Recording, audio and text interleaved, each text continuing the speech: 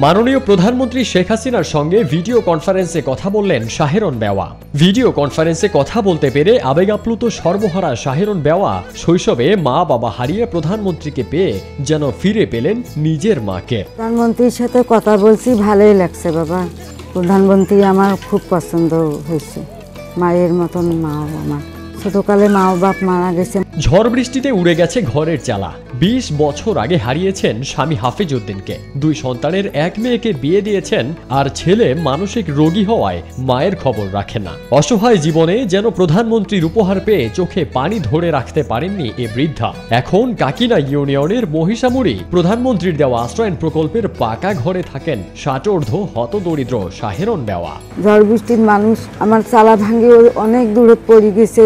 2টে বাচ্চা, একটা মেয়েটাকে বিয়ে দিছি আর একটা বেটা, তাই তো উচ্চ গ্রামত থাকে নামগীত। ছেলেটা আমার 20 বছর হাতে খোঁজ খবর নাই। জীবনের শেষকালে এসে ভূমিহীন শাহেরন বেওয়া স্থানীয় ইউপি চেয়ারম্যান ও উপজেলা নির্বাহী অফিসারের মাধ্যমে কাকিনা ইউনিয়নের মহিষামুড়ি আশ্রয়ন প্রকল্পে প্রধানমন্ত্রীর দেয়া উপহার হিসেবে একটি পাকা ঘর পেয়েছেন। এখন তিনি মায়ের কোলে আছেন বলে জানান শাহেরন। মেম্বার চেয়ারম্যান টিউনের কাছে যাই, মন্ত্রীর কাছে যাই, যে ঘর চাচ্ছি।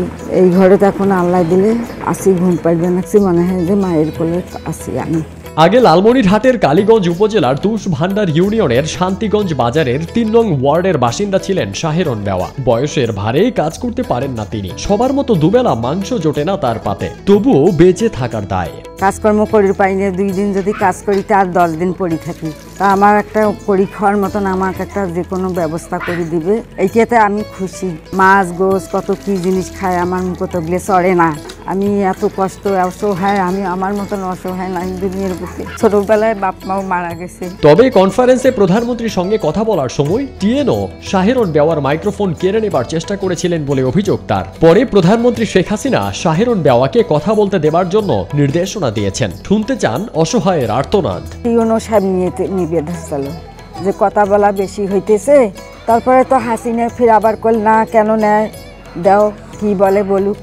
তখন আমি কইলে, মা মনে হয় যে তোমাকে আমি জ্বরে কোলাত নেই, আমি অসহায় একটা তিন। উপহার পেয়ে শাহেরন বেওয়া 2 হাত তুলে প্রধানমন্ত্রীর জন্য মন ভরে দোয়া করেন। আমিন আল্লাহ, আমিন আল্লাহ। আমার এই যে মা হাসিনা মা আমাকে এই ঘর দিছে, এই ঘরের ভিতর আমি ঘুমাই, মনে হয় মায়ের কোলাত আমি আছি। শেখ হাসিনা তো অনেক ভালো, আদর্শর বাড়ি বানিয়ে দিছে, আদর্শ বাড়ি ঝকঝকে পরিষ্কার। তো এই কথাগুলো বলতে চাচ্ছিলাম, তো এই কথাগুলো তো তখন আমার মানে শরীরটা কাঁপতে ধরছিল খিদে চোটে।